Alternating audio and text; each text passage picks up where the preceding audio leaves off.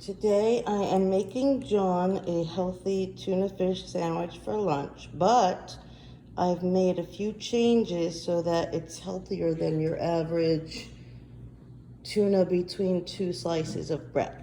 So what I have, some days I don't even use bread at all. I'll just use lettuce as my base or just put it in a bowl. But I don't have any lettuce because we used it up on lettuce cups last night. Oops, I forgot to buy more.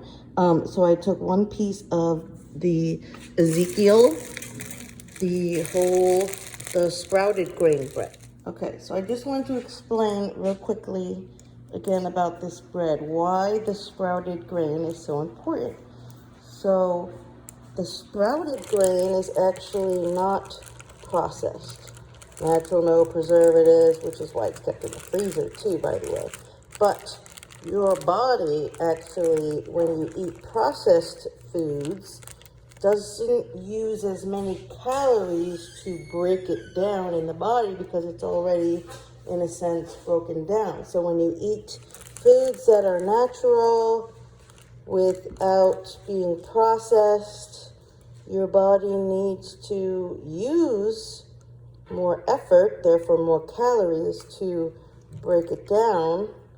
Therefore, those extra calories you consume are being what? Mitigated. Thank you. So I've got my base here. I've already emptied 1 can of tuna. Now I've been buying these the 12-ounce cans because John has been eating a lot more quantity for the protein and the calories because his breakfast is very tiny. It's usually just 2 of those egg muffins that I make. If that. Sometimes if I don't have those ready or have breakfast for him, he's not eating. So he needs the extra calories, but not necessarily, extra fat or anything like that. So, and sometimes I share it with him. It's just easier to make it in quantities. Or let's say he eats half and then I have the other half for tomorrow, so I don't have to do this again.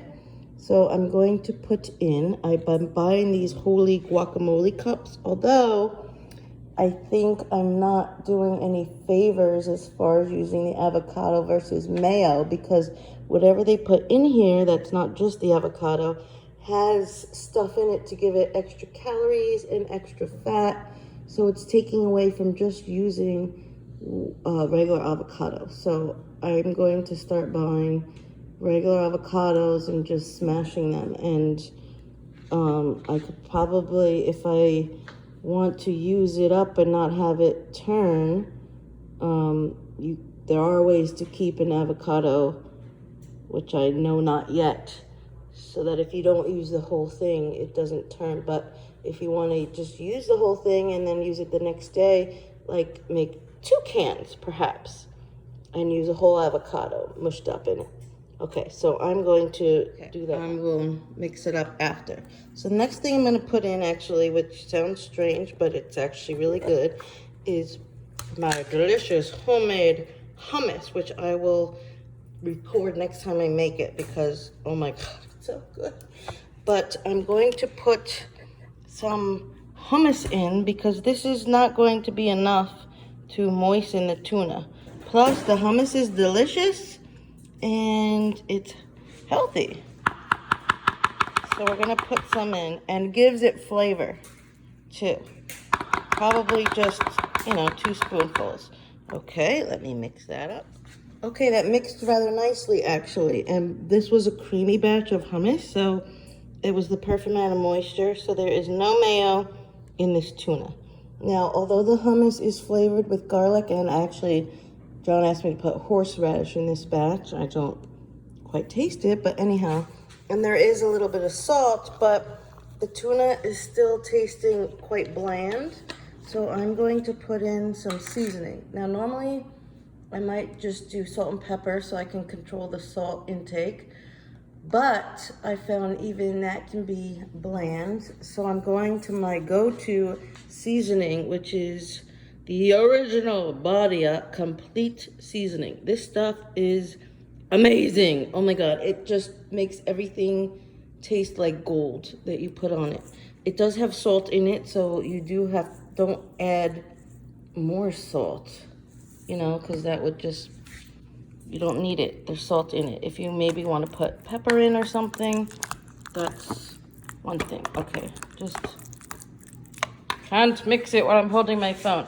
Now, since I don't have lettuce, as I said, I have a bag of baby spinach. I'm just going to layer